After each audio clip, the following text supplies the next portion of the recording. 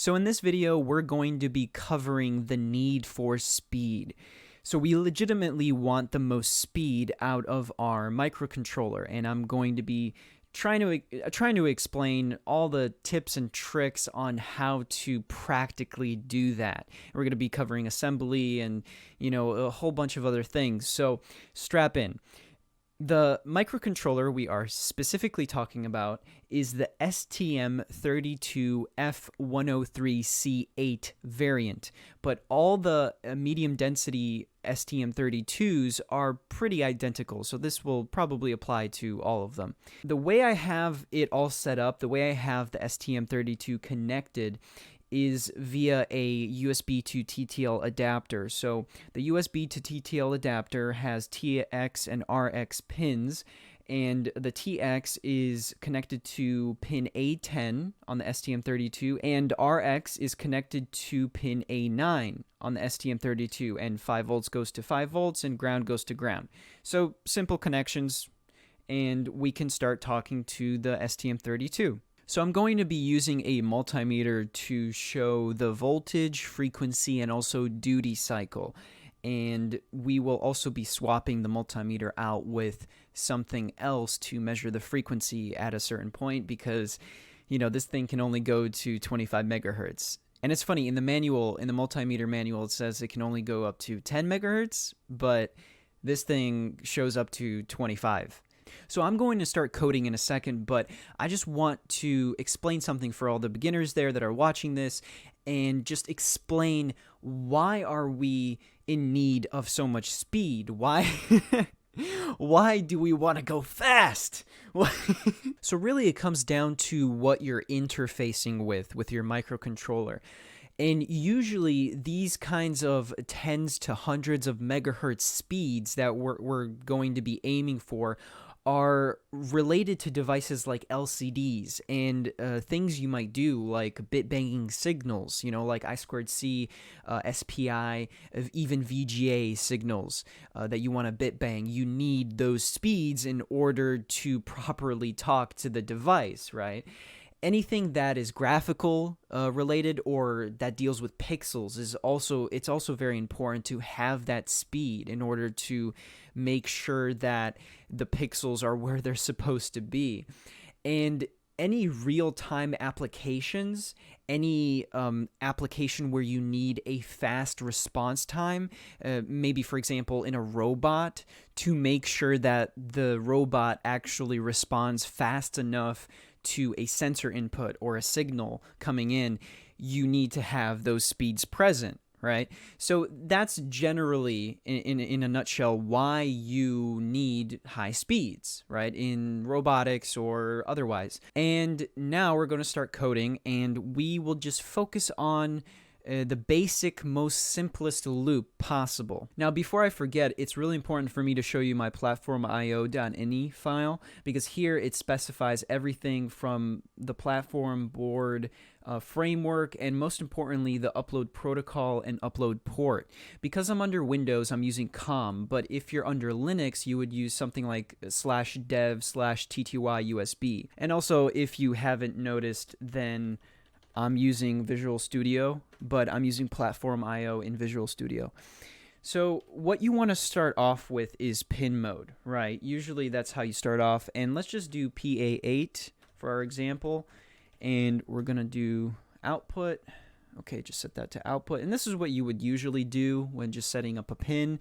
And now in our loop, we're going to do digital write. I can't spell. Okay, digital write. This is the nice thing, it auto-completes for you. PA8 to high, and then digital write again. PA8 low.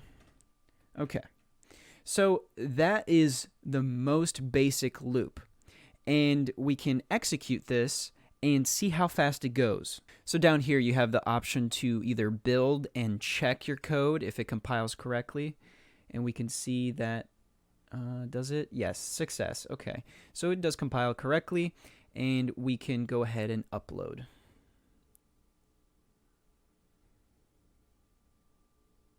All right, so right now we're on voltage, on DC voltage. We can see 1.56 volts on this pin. And if we go to frequency, we can see we're getting 553 kilohertz on this pin.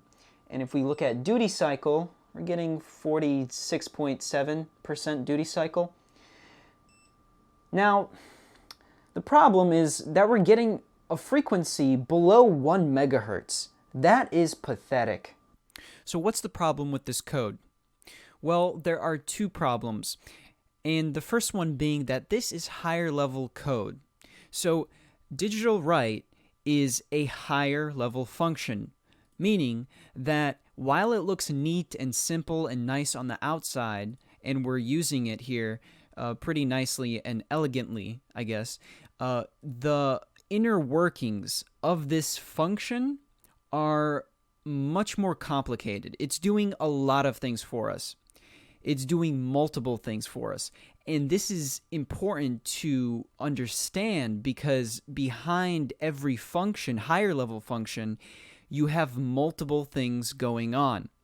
And when you have multiple things going on, the underlying assembly code for that function is going to be, I guess you could call it, bloated.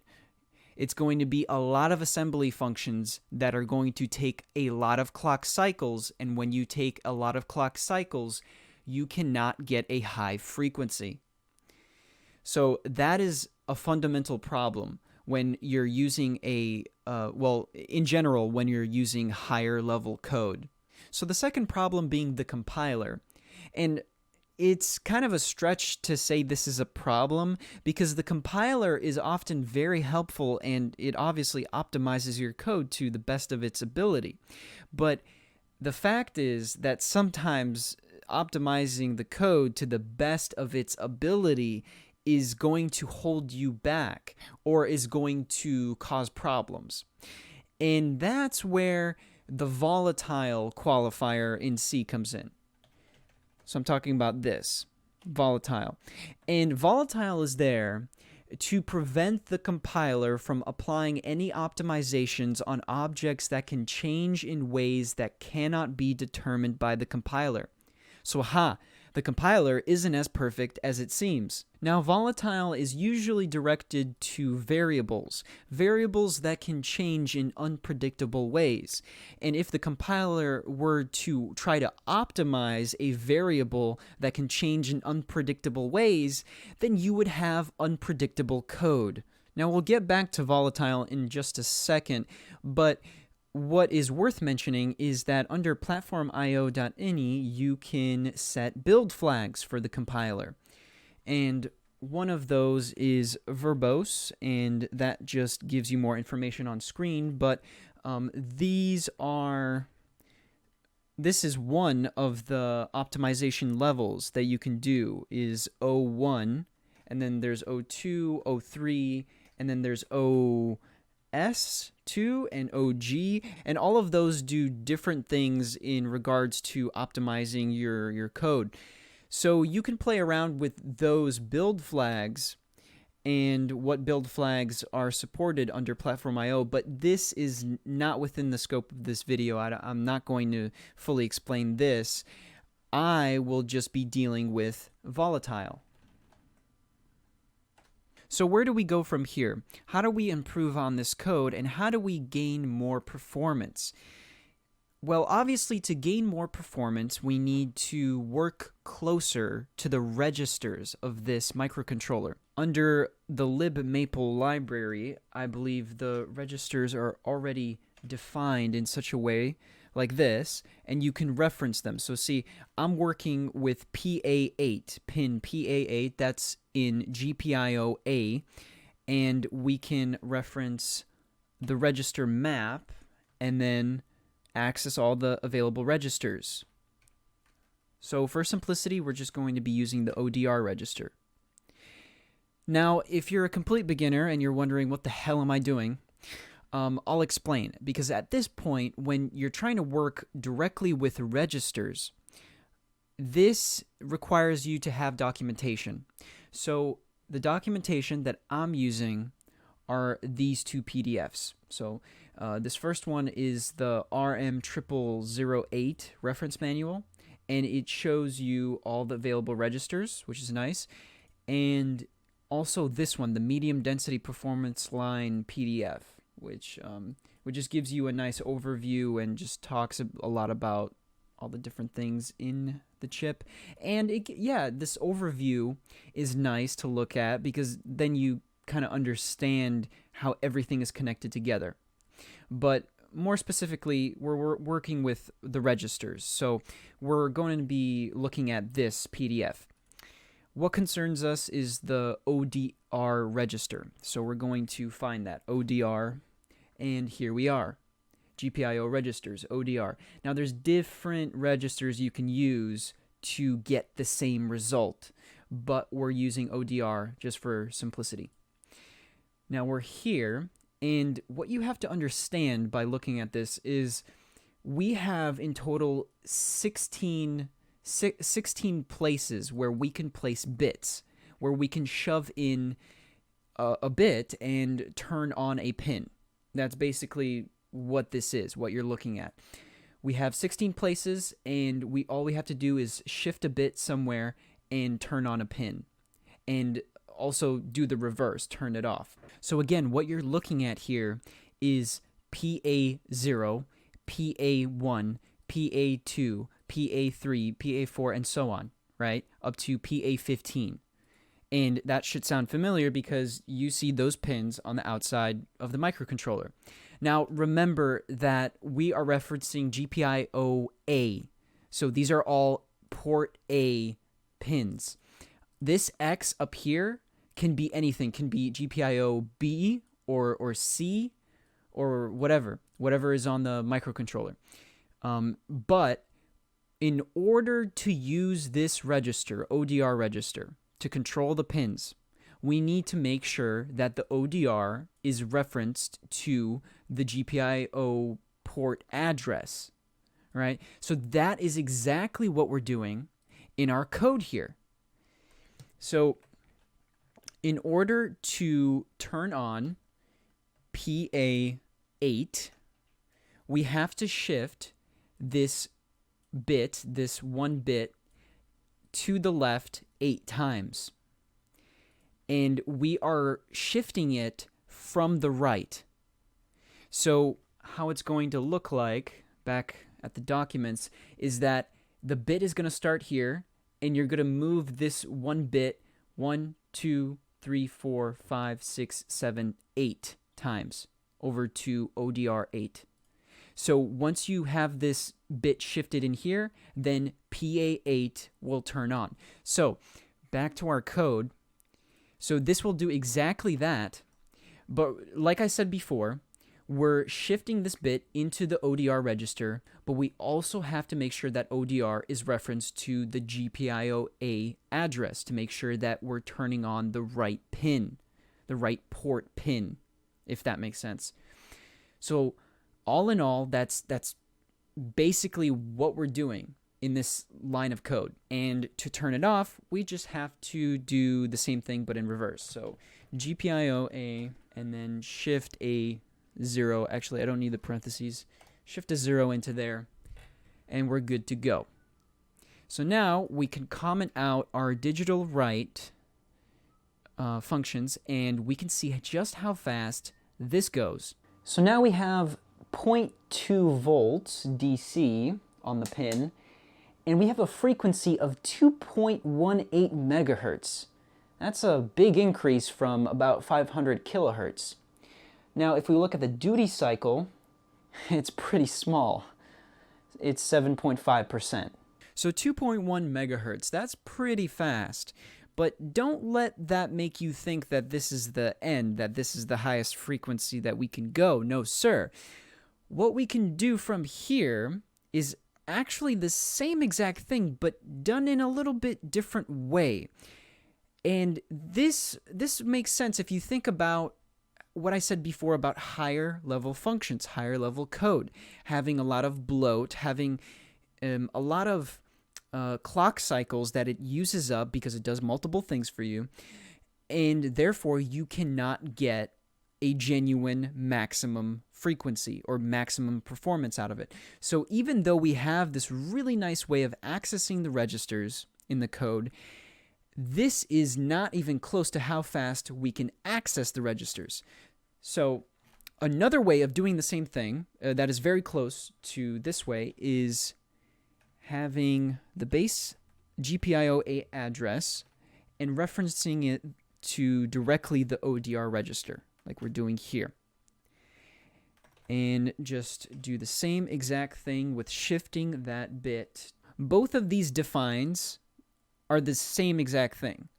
GPIO-A and GPIO-A underscore base are the same exact thing. They're referencing the same exact thing, the GPIO-A address. And actually, if we go to definition, right, you'll see that the GPIO-A base address is this, right? Okay, so back to there. And because we have such a nice define of this base address, it's very direct, right? When we hover over this, we don't see that address. It's somewhere along the lines of, you know, all the bloat that's there. And we have directly the ODR register defined as well. So over here, we have very direct and simple code. And over here, up here, we have a little bit more bloat. And so what do you think will happen when we comment this out and then just run our new code here, which is pretty much doing the exact same thing, but it's a little bit different. It's a little more direct and less bloat. So now we have 0.265 volts DC on the pin, and we have a frequency of 2.87 megahertz. Compare that to 2.1 megahertz. So we definitely increased the frequency. And let's see the duty cycle. It's about 10%. So that's some decent performance, you know, using bitwise operations and registers. But that is not the maximum frequency we can achieve. There is more. But wait, there is more. We have the need for speed. And we are going to go faster. So let's comment this out, and we will move up here. We are going to go into assembly. So we have to tell the compiler exactly that with this syntax, telling it that we're starting some assembly. We're going to start writing some assembly. And then, remember Mr. Volatile? Well, he's back, and with a vengeance. He's telling the compiler to stay off our ass. So now, so this, my friends, is how you write inline assembly. Now, we start off with some quotations, and then we write an instruction, LDR. LDR stands for load. It means load something. So we're loading into R0. Actually, I'm going to explain R0 for a little bit. R0 is one of the general purpose registers that we have. We have in total 13 of them, and they're named R0 through R12. Each have 32 bits of space that we can use to store temporary values. Now, also note that because we're working within RISC architecture, RISC stands for Reduced Instruction Set Computer, and because of that architecture that we're using, ARM has only load and store architecture, so that means we cannot directly operate on memory. To modify something in memory, we have to take it from memory with a load instruction and then put it back into memory with a store instruction. So that's how it works here. I don't know how it works elsewhere. I just know how it works in ARM and using this microcontroller. So first we load into R0 our GPIO-A address. Actually, not the base address, but the address of the ODR register. So how that's going to look like is this. And I'll explain this in 1 second. Let me just finish writing it. Okay. And then for syntax reasons, you always place this at the very end of a line, so it can, you know, just be neat, and otherwise the compiler will complain. So we're loading in the address of our GPIO-A ODR register. This is how everything is referenced in memory. It's referenced off other base addresses. So I can actually show you what I mean if I uncomment this. So as you saw before, the base address of GPIO-A is this, right? So let's copy this, go back, and then just paste that there so you can see side by side. So you see how the address is really close together. The only difference between this base address and this ODR address is that C. And guess what? If we go into the documentation, ODR register, look at the address offset. It's C. So this is how the microcontroller finds all the registers. All right, so now we're loading more information. So we're loading into R1 some binary information. And that's going to look something like this. What I just did here in binary is exactly the same thing as doing this. And this should be familiar. So here in binary, we're doing exactly the same thing as shifting this one bit over to the left 8 times.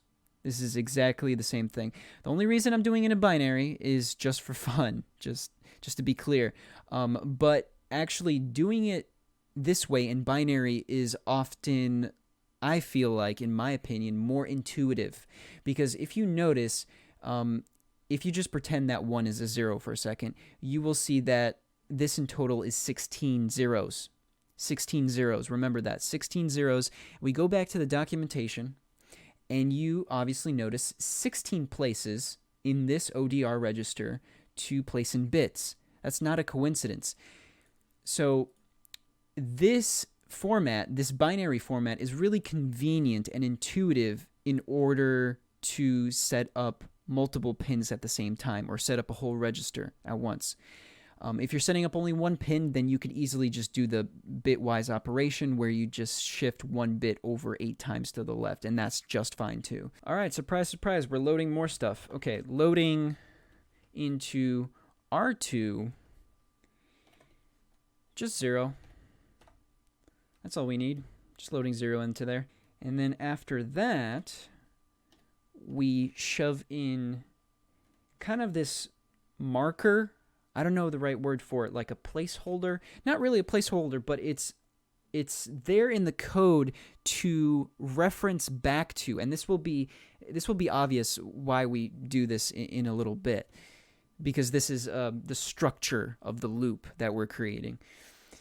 All right, so in our loop, we want to store something. So str is the store instruction. So how this works is that we will store what is in R1, in register 1, we will store in R0. And as you know from our previous lines, R0 is referenced to the ODR register. So if we store the information that we have in register 1, which is the big line of binary, that will turn on PA8. So that's how that works. So now we're storing what's in R2. We are storing in R0 and turning off PA8.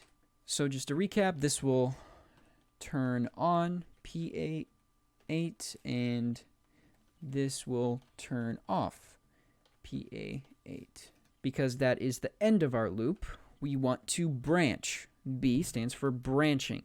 Branching is, I guess, another word for jumping to another section of code. And if you ever worked with the language BASIC, or if you ever worked with batch files, then you might remember the command goto. It was like that, goto. And goto does or acts in the same way as branch. it just tells the CPU to jump to another section in the code, another line in the code. And guess what we're branching or jumping to? We're jumping to our loop. Back to the top. All right, and that's basically it. You see how simple that was? This is assembly, man. It's not that hard. So now we're all set to upload this to the microcontroller and check out its performance. All right, so the voltage in DC is under 1 volt, 0.94 volts. And the frequency is, wow, 10.27 megahertz on a GPIO pin. Isn't that impressive? And if we look at the duty cycle, it's 28.3%. Not bad. So by now you must be thinking, is this the maximum performance or maximum frequency that we can get off this pin? I mean, surely this must be because, I mean, we're in assembly right now. We're toggling the pin in assembly, and that's the lowest you can go before it gets to zeros and ones, where it's, you know, not even human comprehensible. If you want to go down to zeros and ones and optimize all the code yourself, you're going to be pulling the hair out of your head. But yet, there is still more we can do to this, to tune it, to increase performance. So what I'm going to do is repeat these two on and off instructions. Oh my God. Why is that offset? So I'm going to repeat these on and off instructions multiple times in this loop. And what this is called, what I'm doing, is loop unrolling. And what this does, what you're doing when you're loop unrolling is you reduce branching, or you reduce jumping to code, and you reduce the loop maintenance instructions. So this stuff. That way, more work or instructions are done before the code jumps back up to the beginning of the loop. And because of that, well, you get higher performance just by repeating these on and off instructions in the loop. You just spend more time doing useful work in the loop, and that's it. So let's upload this how it is now and see if we get a performance increase. So now we see 1.58 or about 1.6 volts DC on the pin, and we have a frequency of 17.6 megahertz. That's insane. And we have a duty cycle of, wow, look at that, 43.5%, almost a 50% duty cycle. That is good. That is crazy. So you could go ahead and add even more instructions to this loop and just keep on repeating it, because this is an infinite loop. So you could repeat these instructions even more, but at a certain point, it gets to diminishing returns. And what I found just experimenting with this is that anything over about 100 lines is just diminishing returns, and I really couldn't get the frequency above 18 megahertz. So really 18 megahertz is the limit here. And this makes sense because if you look in the data sheet, it says IOs on APB2, the bus that we are using, has a toggle speed of 18 megahertz. So that makes sense. We are hitting a limit here. But don't worry, I'm not out of ideas yet. So what we're going to be doing next is overclocking the microcontroller. Yeah, so how we do that, the first step in doing that is knowing exactly what board you are using, what variant you are using. Keep this in mind. So with that out of the way, now the way I get into this file system is a little bit weird, but it's the only way I really know how. I go to definition of this, and then really all we want is this. All we want is the file system up here. So we go to STM32 F1, that's what concerns us, and then we go under here and in variants. And then we go to our variant. So we are generic STM32 F103C. Yeah, that is our board. We go to Wirish. and then we go to boards_setup.c++. This is the file that concerns you, and this is the code that concerns you right at the top. So as you can tell, this is being highlighted and the rest not so much. And the reason this is selected is because, of course, the CPU frequency is 72 million hertz or 72 megahertz. And that is the frequency that our microcontroller runs on.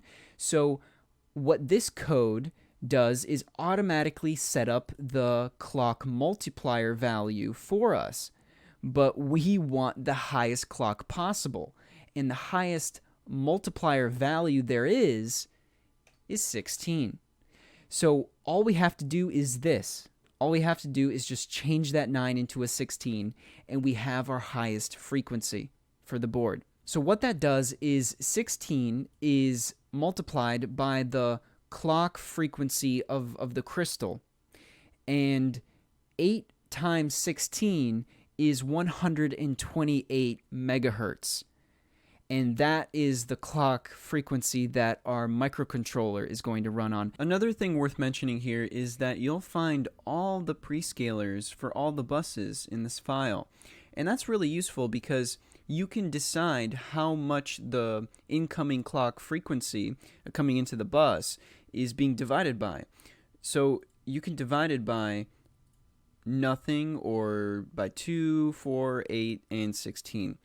And this is really useful and helpful because if you have a pin that's running on 30 megahertz on this bus, and you want something like half that frequency, 15 megahertz, then you can choose to divide the incoming clock by 2, and you would see, instead of 30 megahertz, 15 megahertz on that pin. So it's just useful to know you have the option of changing the prescalers on the bus, and therefore changing the frequency on the pin that's on that bus.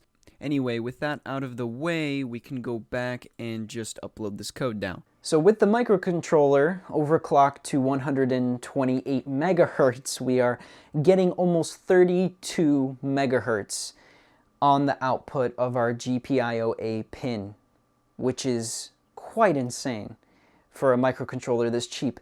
And another thing I want to point out is the signal is very sensitive. Look at me touching this frequency counter and touching the signal. It's quite jumpy and jittery. So another bit of code that will help us here is this. Right here, we're defining a pointer to this flash register and this flash address, this base address here. And we are putting into this address some binary information. That binary information enables settings that will work better in these higher frequencies. One of those settings being flash prefetch, but we're enabling some other settings too, like wait states and that sort of thing. What that will basically do is provide a little bit more performance and provide us some stability with these higher frequencies. So let's see what this code changes when we upload this. All right, so now we're seeing 31.4 megahertz, and as you remember last time, when I started touching these probes and the pin that we're seeing the frequency on, it was very jittery. It was very unstable. And now, as you can see, the frequency is extremely stable. It doesn't change a whole lot at all. So at this point, there is very little we can do to enhance performance and frequency. However, there's still 2 options left to us. So yes, we can go even higher. But before I get to those solutions, I do want to explain that this is probably the best frequency that you will be getting out of this chip. We are really pushing the CPU here. We have overclocked this microcontroller to 128 megahertz. So you just have to keep in mind how much you're stressing the CPU.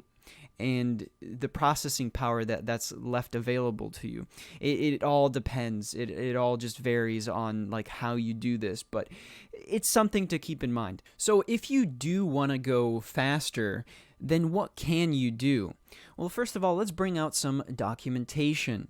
And in this medium density performance line PDF I mentioned earlier, under I/O AC characteristics, you'll find this nice table. And they're anticipating on a GPIO line that you will get 50 megahertz, or you could possibly get 50 megahertz. Now, that's great because, it's showing you that this is possible, this frequency is possible. But what I want to point out is that if you try to achieve this frequency, you have to look at your signal.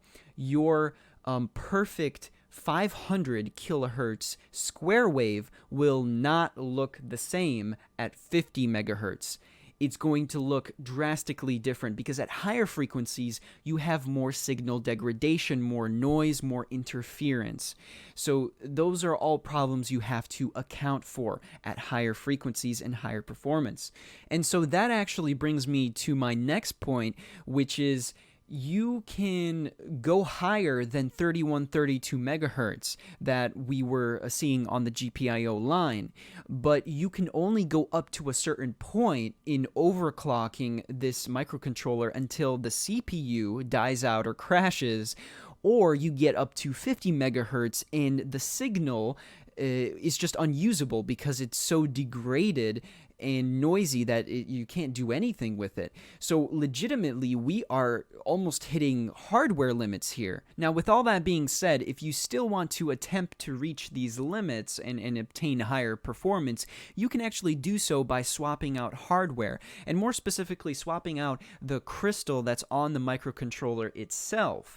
So a few people have done this, actually a lot of people have done this, and they have reached speeds up to 144 megahertz, and that's a stable frequency. That frequency is much higher than the overclocking that we did. Remember, we overclocked our board up to 128 megahertz, and a lot of people are reporting a stable operating frequency of 144 megahertz. So we can still even squeeze out a little bit more performance. And what they used is they swapped out the common 8 megahertz crystal on the board with a 12 megahertz crystal, and they applied a 12 PLL multiplier value to it. Or you can also do it with a variety of other crystals. For example, an 18 megahertz crystal with a 8 PLL multiplier value, and that should give you 144 megahertz. So there's multiple ways of doing this, but generally all you have to do is just swap out the crystal with a higher frequency one, and that's it. Also, at 156 megahertz, the board hangs and crashes after a few seconds. Also note that as you raise the frequency, the power consumption rises rapidly, so it may pass the allowed values by the specs. But yeah, that is one way of increasing performance, is just swapping out hardware. Now, let's get on with the second thing you can do, and that is purely in the software, and that's just simply optimizing your code further. So yes, we could even further optimize this code, and I mean, this is pretty much as simple as it gets, but when I say optimization, I mean reducing the amount of cycles consumed in this loop. If we reduce the amount of cycles consumed in this loop, then we can have a fundamental, and I say fundamental in the sense that if this microcontroller was running at 72 megahertz right now, then you remember our limit of 18 megahertz. We couldn't really go past 18 megahertz when the board was running at 72 megahertz. Well, if you optimize this assembly further and reduce the amount of cycles it consumes per instruction, then you could obtain a frequency and performance even higher than 18 megahertz. You could go past that limit, basically. But it is actually very challenging to optimize this. I mean, that's what the compiler is there for, to optimize all this code. However, there is documentation available. So if you go and look at this Cortex M3 Technical Reference Manual. Now, this will apply differently, or this will be a different document for you if you are using a different board with a different CPU, but specifically the BLUEPILL is using a Cortex M3 CPU, so this is the relevant manual for it.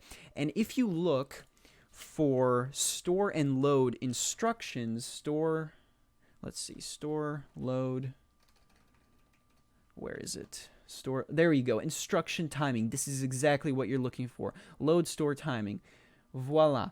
This is what you have to read. It tells you that this specific instruction structured in this specific way is always one cycle, and this is why. And just optimizing your code requires you to understand how this is done properly, and the documentation tells you everything you would need to know. Unaligned word or half-word loads or stores add penalty cycles. Remember, reducing cycles will increase performance, increase our frequency. So you have to, there's a lot to take into consideration. So I fully recommend reading this and just trying to sleep on this information and consume it and try to optimize either yourself or maybe work in the compiler itself. Just let the compiler optimize this code actually, and don't apply the volatile to this object, this structure. But you can do a multitude of things to this. So really, there's more than one way to optimize something, and that's why I'm telling you there's no, like, this code isn't wrong, right? But this code also isn't the best that could be out there. So it's worth investigating if you could just maybe shave half a cycle off the loop or inside the loop, which could increase your performance drastically down the line. So yeah, I think that's everything I wanted to say about this. It's very, very technical stuff, I realize, but it is worth understanding, at least fully understanding one CPU, one chip, one board, because in essence, if you understand the inner workings of one CPU or one chip, then you have a better general understanding of all of them. So thank you for watching, and I hope this is helpful to somebody that's really looking to make high-performance code and just doesn't know where to start. So there you go. That's the difference between higher-level code and low-level code.